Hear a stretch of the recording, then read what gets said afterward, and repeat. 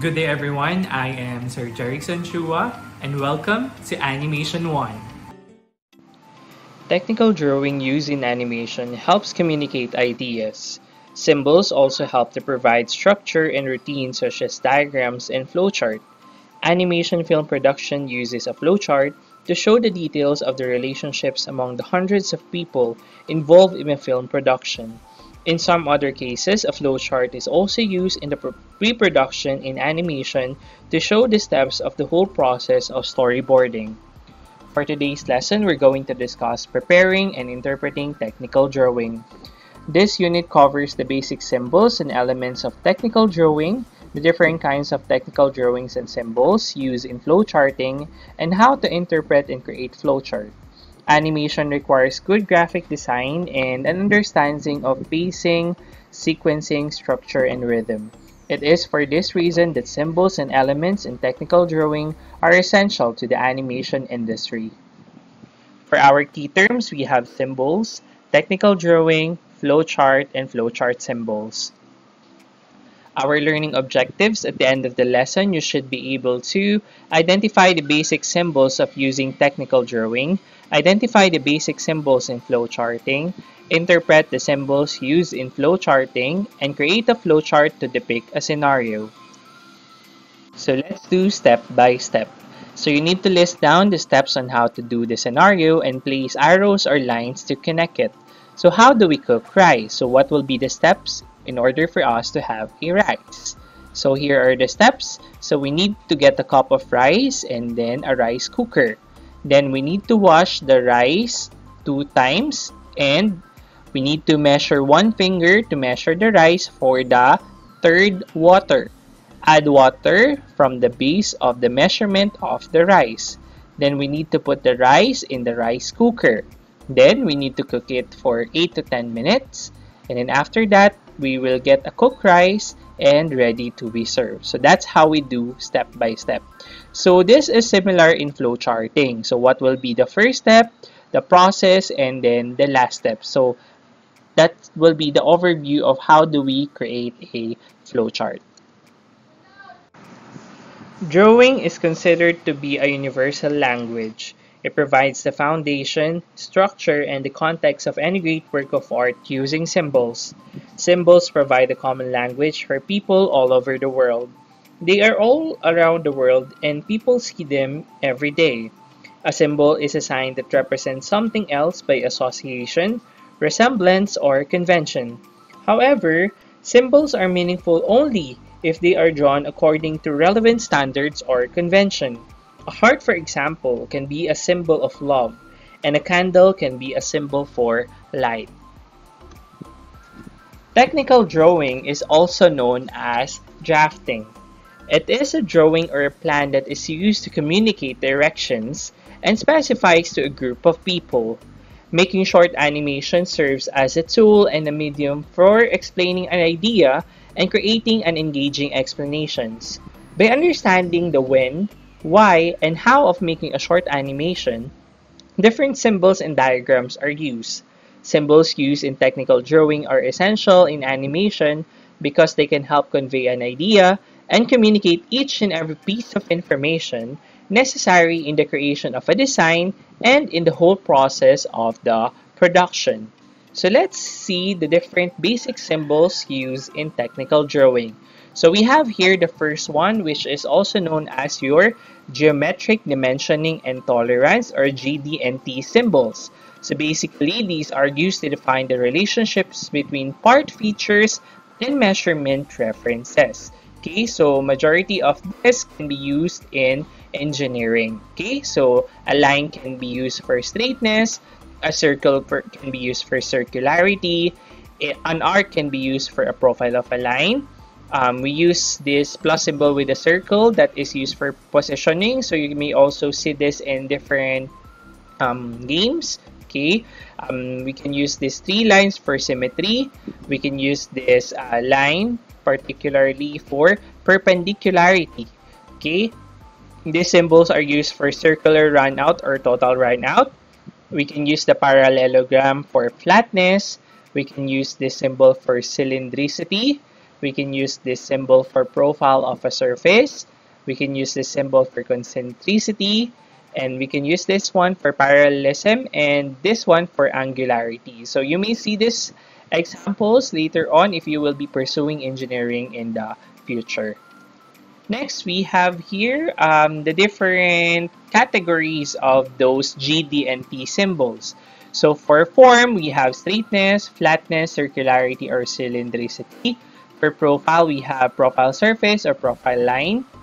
For orientation, we have parallelism, perpendicularity, or angularity. For location, we have concentricity, position, and symmetry. And for runout, we have these symbols. This is an example of a GD&T application of that particular symbols. So as you can see here, this is used for engineering, okay, purposes. Okay, next we have the architectural symbols. So these are used to indicate commonly used materials and features that have been developed over the years. And if you have seen a blueprint, okay, this can be seen, okay, on this particular drawing. Okay, so this symbol can be used for exterior door. So as you can see, there's a line here. And if you don't have a line here, that will be an interior door, meaning the door moves inward of the house. So this is a symbol for shower. This is a symbol for tub. This is a symbol for range or your gas range. Okay, so it may be including in an oven. Okay, this is a symbol for washer or dryer. We have toilet. We have single kitchen. Okay, this is used for urinal, especially for male person. Okay, we have here, okay, lighting outlet. We also have here fluorescent light fixture, okay, or fluorescent bulb, and a conduit. So this line can be used for conduit. So this is an example of a conduit. So usually these are used for managing the electrical wires in the house. So it has different colors, okay, and each of this has its respective uses. Okay, so this is an example of a floor plan that is used by the engineers that we can integrate the different architectural symbols from. Okay, so this is an example of an indoor door. This one and this one and this one. Okay, this is for outdoor. As you can see here, there's a line here. This is a gas range. This is a toilet. Okay. We also have here the tub and so on. So this is an example of a floor plan. Next is we have the piping symbol. So piping are used to represent devices and equipment installed in the piping system. So when we say piping system, these are for the water system of a house or a building. So these are the symbols that we can use. We have the 90 degrees elbow, which is on the left side. This is the symbol. Cross on the right side, this one. We also have here the tree front, okay, and the concentric reducer. Okay, so these are the symbols used for piping. Okay, so we have here the 90 degrees elbow left side. We have here the cross, okay, the cross right side, this one, okay, and we have the concentric reducer. So as you can see here, it moves from a large pipe going to a smaller pipe, and these are other pipes that we can see for the piping symbol. Next is we have the electronic symbol, which are used to represent various electrical and electronic devices in a schematic diagram for an electric or electronic circuit. We have here the following examples, okay? So this symbol is used for amplifier. So amplifier are just large speakers, okay, to provide higher volume of music or sound. We have the multi-cell battery, which can be used for different electronic components. We have here the capacitor, okay?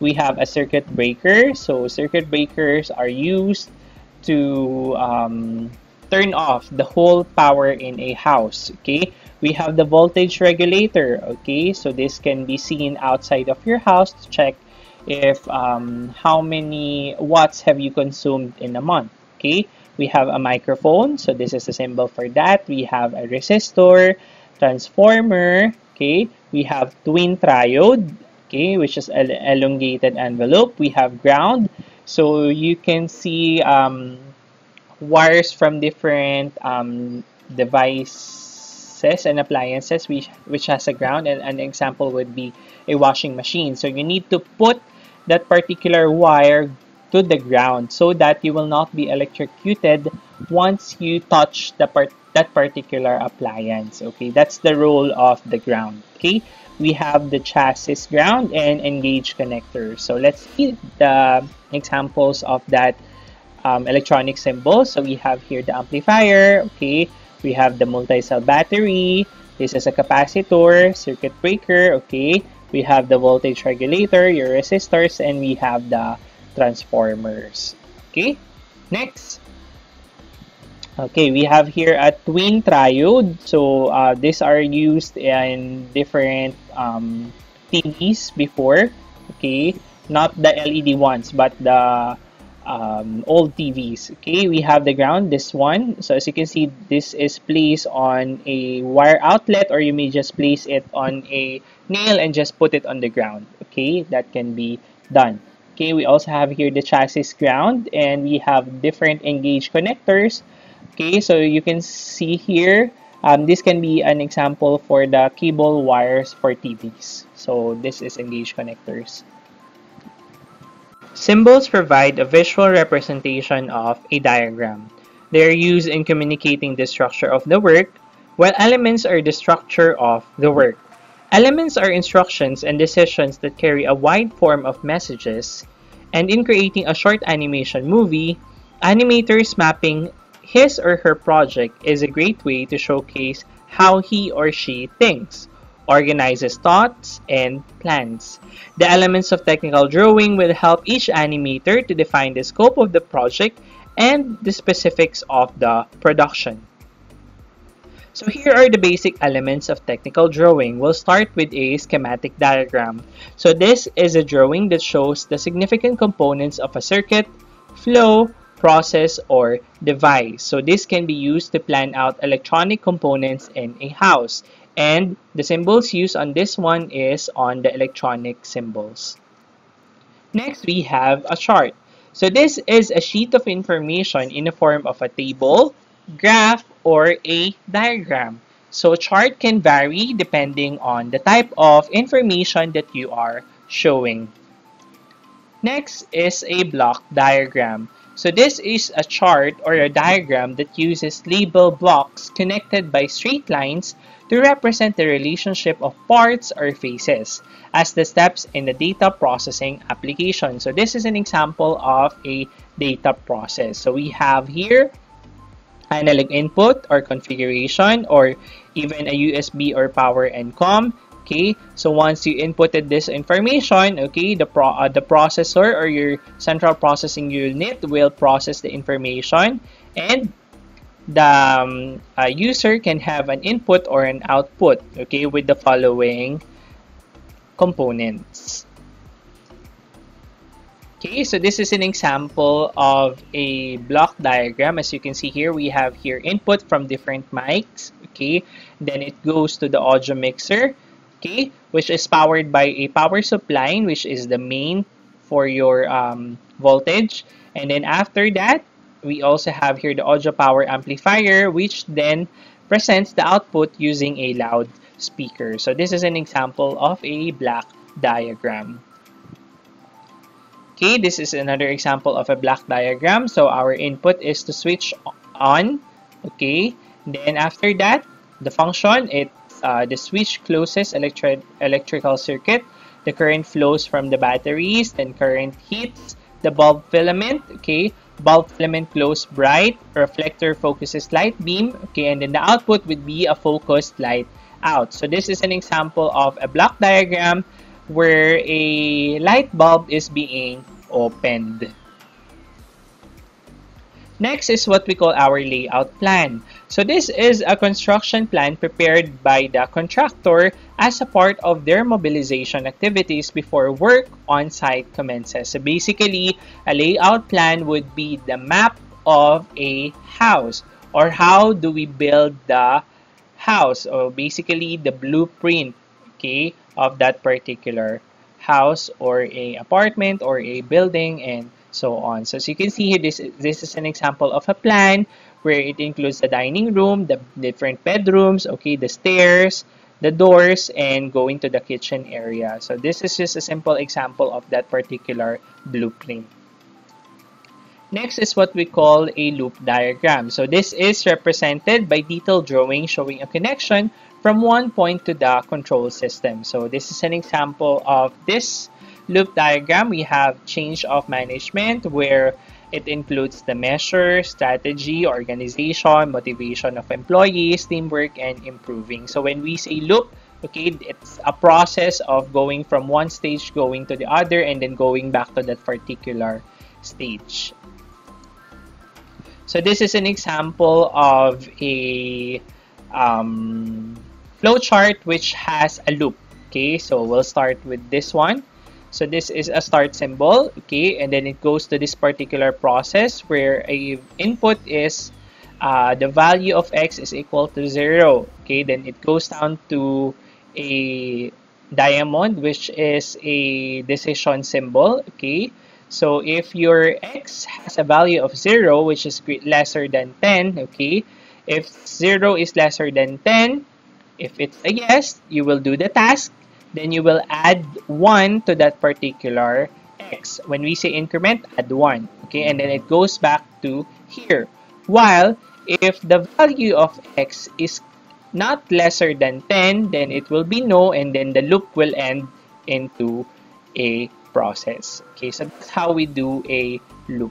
Okay, so this is an example of a for loop, or you can use the do while loop when you will be having your computer programming subjects later on.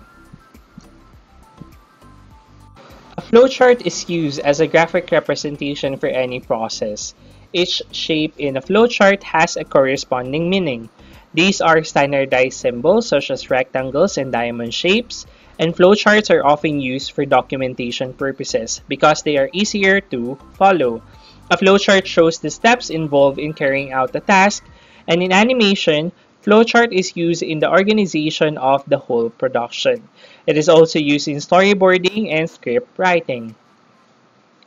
A flowchart is a diagram that uses graphic symbols to depict the nature and flow of the steps in a process, and a diagram is a drawing that illustrates or visually explains the thing or idea by outlining its components, parts, and relationships among them. So here are the uses of flowchart. Number 1, to understand how a process is done, especially if it's a step-by-step procedure.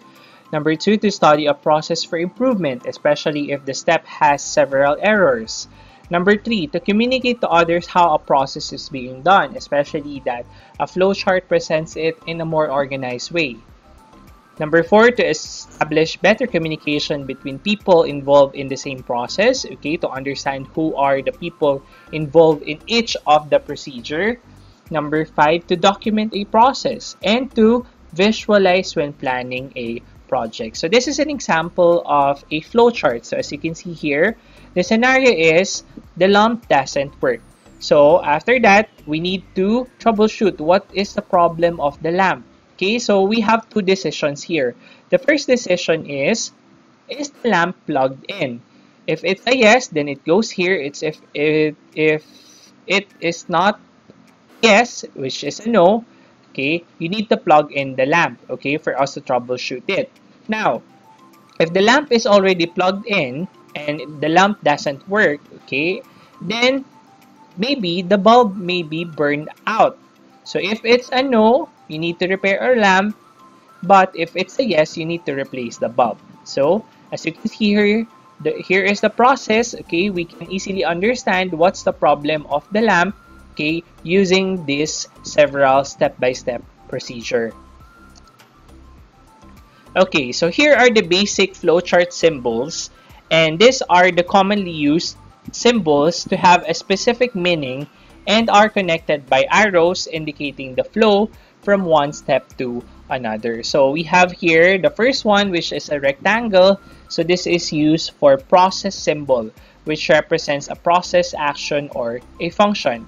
We also have here a document symbol, okay, which can be used for input or output of a document.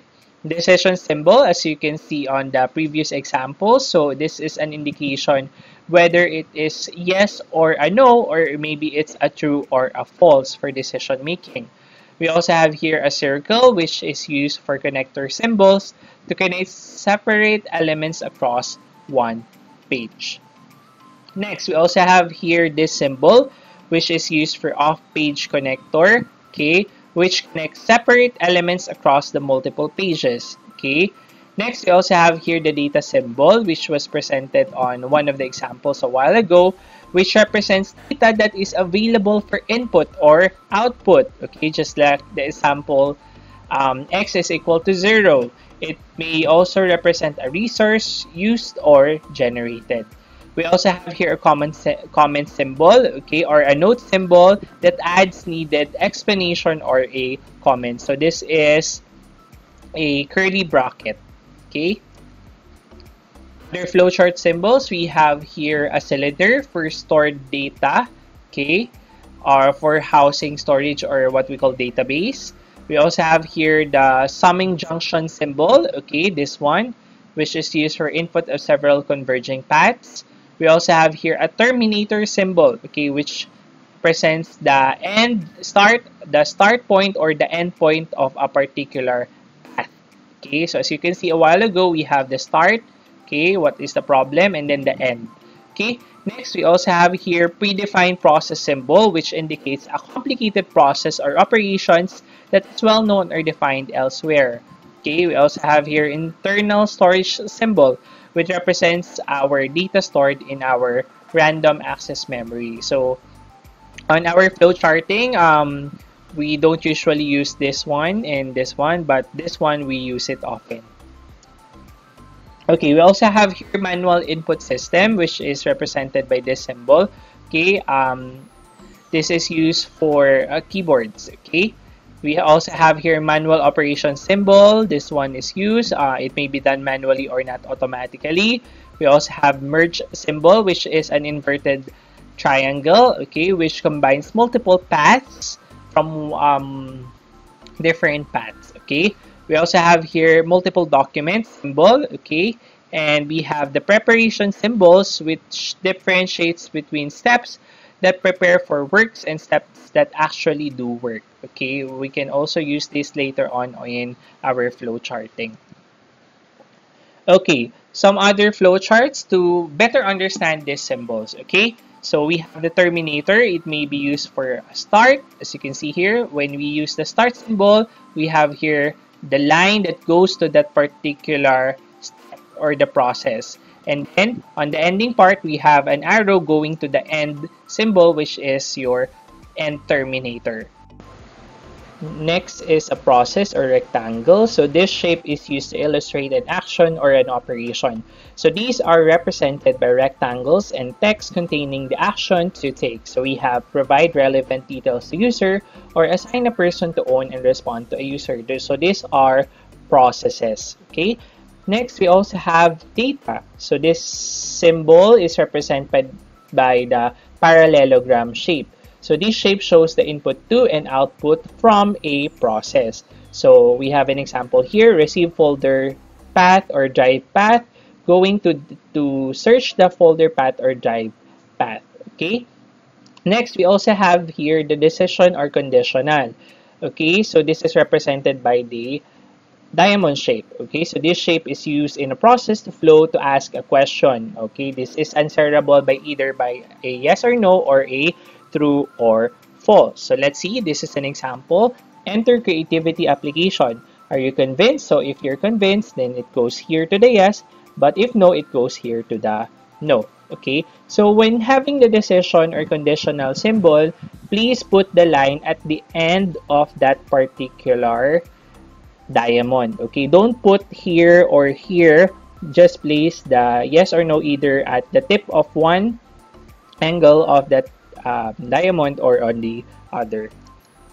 Next, we also have here the document. So this is used to represent a decision point in the process, usually requiring a yes or no response, then branching to different parts of the flowchart. Okay, so this is an example of a document. So, but don't worry, we will not have an activity having this particular symbol because these symbols are primarily used for the company purposes. Okay.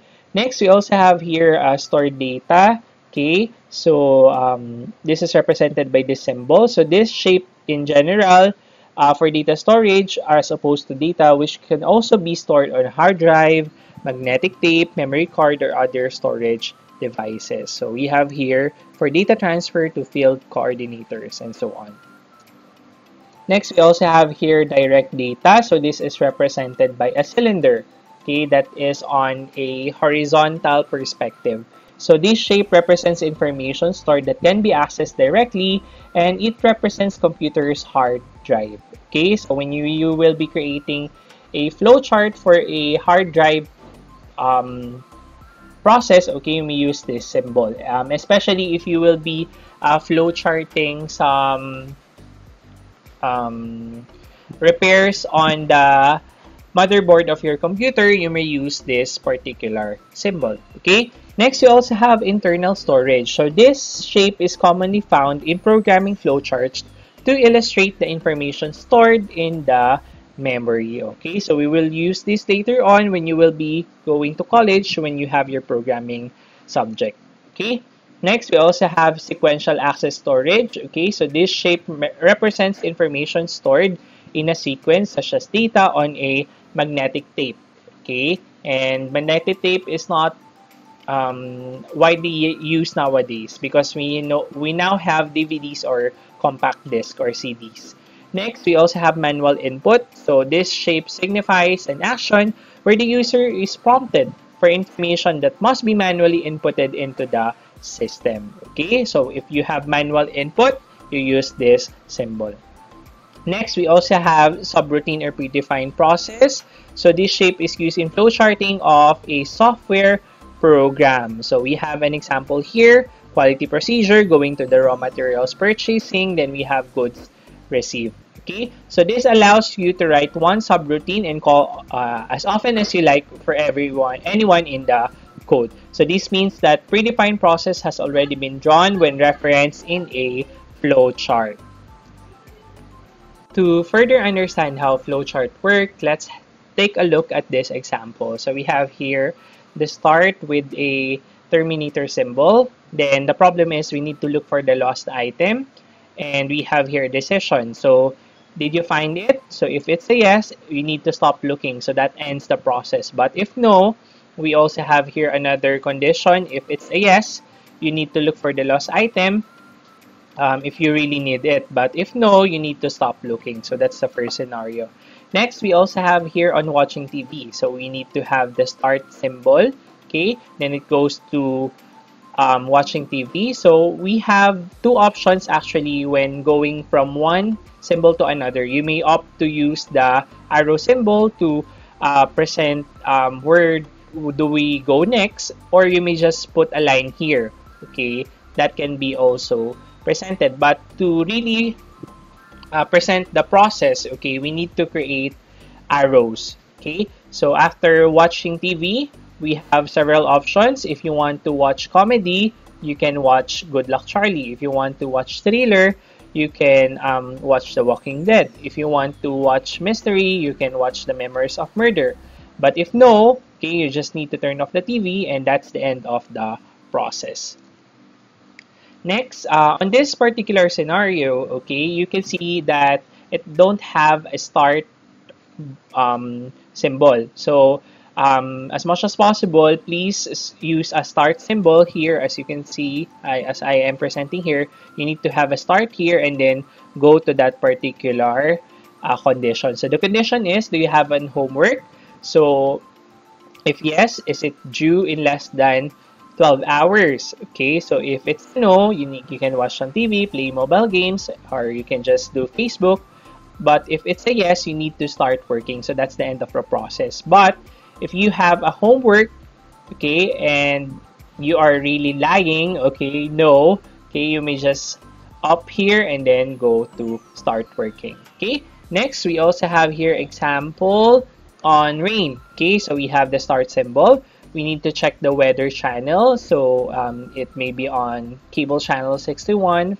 This is just a comment on what particular channel. Then we have a condition here. So is the rain predicted? If it's a yes, you need to stay home. But if it's a no, you can play golf. And then after that, you may just place the arrow here, and that goes to the stop sign. Okay, so you may also opt to do this if you don't have under and options. Okay, as much as possible, we need to end at one particular terminator, just like this one and this one. Okay, that is the end terminator of this particular scenario, and we need to start at one end only. Okay, as much as possible. That's one of the rules in creating a flowchart. So how do we interpret flowcharts? So a flowchart will help an animator understand the process and uncover ways to improve it by analyzing what is happening. So interpreting flowchart will help us first determine who is involved in the process. So it may be a step or a group of people that is involved in every step of the way. It may form theories about the root causes, okay? It may also streamline the process. It will determine how to implement different changes to the process. And also, it can locate cost-added only steps. It also provides, okay, training on how to process work. So basically, the purpose of flowchart is having a streamline of process, or to make sure that the step-by-step process is really analyzed thoroughly, and it will not have loophole when we do that specific process.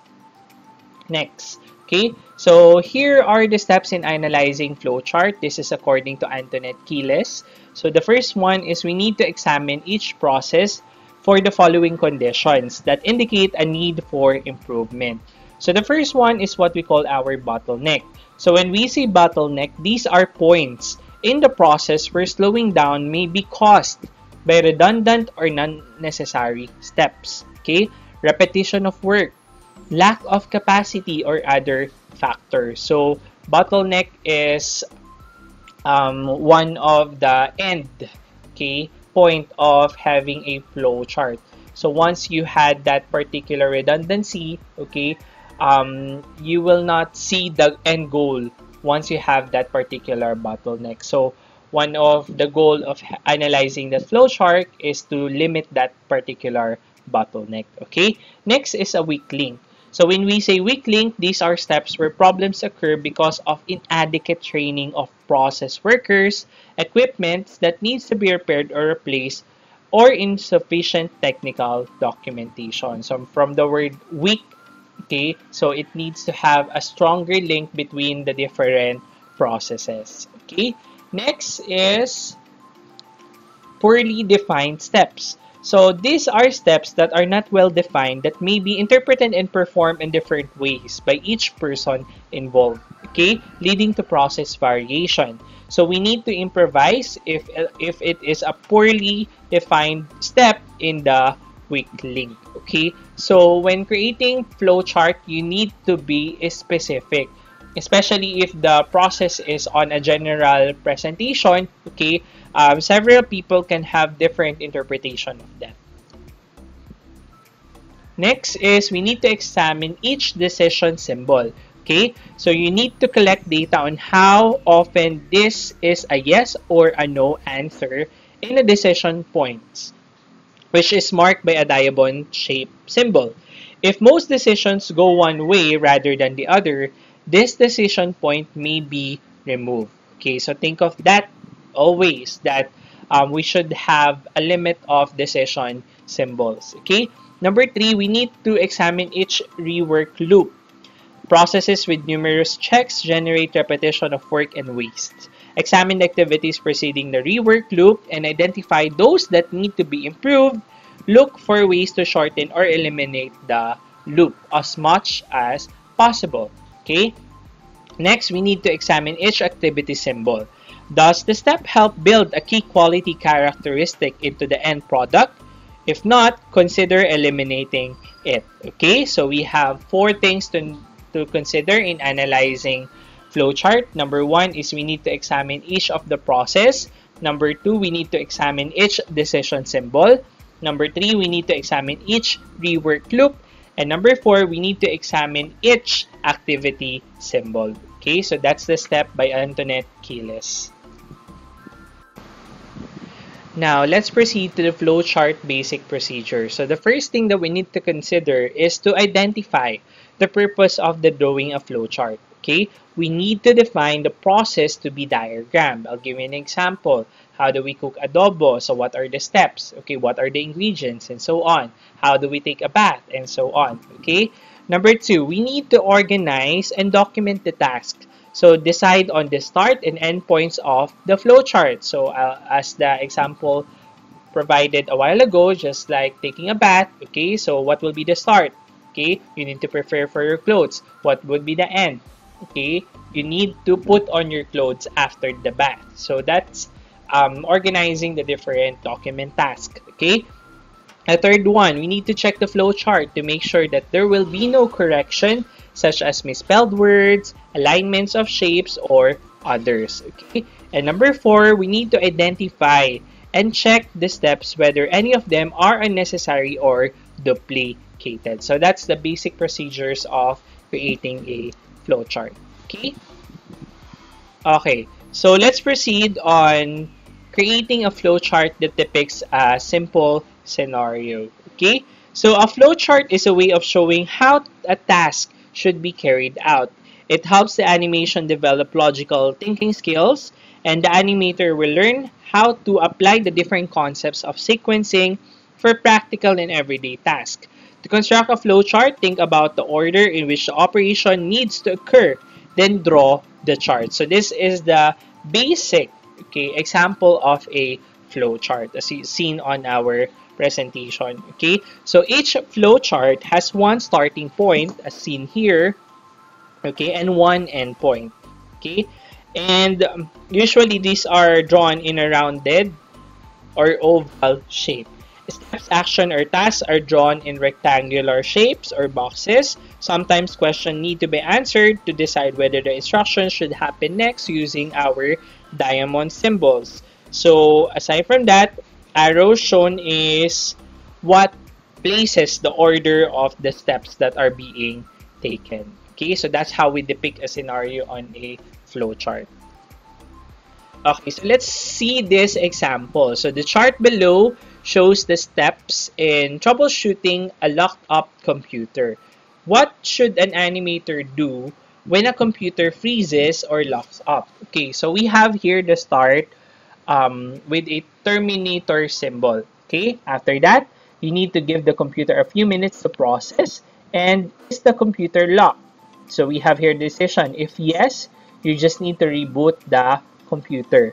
Okay, but if no, okay, you need to press caps lock, then end the task in the responsive program. Okay, you need to press Ctrl-Alt-Delete to open the Windows Task Manager. You need to highlight the program that is not responding, and you need to end the task, okay, for that particular scenario. Now, is the computer okay? If it's a yes, then it's an end. But if it's a no, you need to go to the repair shop. Okay, so if the process can be done by you, okay, so if it's a no, you may just reboot the computer. Okay, so this is an example on how you can troubleshoot a locked up computer or a freezed computer. So in summary of our discussion, we have discussed the basic symbols used in technical drawing. So we have the GD&T symbol, architectural symbols, piping symbols, and electronic symbols.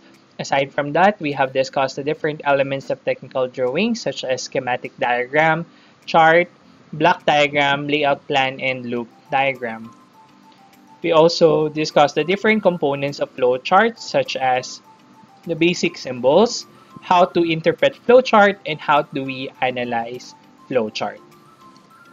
So for our practice, please answer self-check and activity on your book on pages 65 to 66 and 76 to 77. And for activity 5, you need to create a flow chart that depicts a scenario. So the first one, how do we clean your personal computer, okay, from start to finish? How do we clean the different components, okay? Next, how do we solve a math problem, okay? Next, how do we study online or offline? And the last one is how do we prevent COVID-19 pandemic, okay? So these are the things that you need to create a flowchart with. So for our quote of the day, not everything will go as you expect in your life. This is why you need to drop expectations and go with the flow of life. Just like in animation, our expectation for our outputs are high, but when we start doing it, it was not as great as we thought it would be. But if you practice and just go with the flow of doing it again and again, you can just create a beautiful output, and that will really surprise you. Thank you for watching, and I hope that you have learned many things from our discussion. See you on our next lesson. Keep safe and God bless.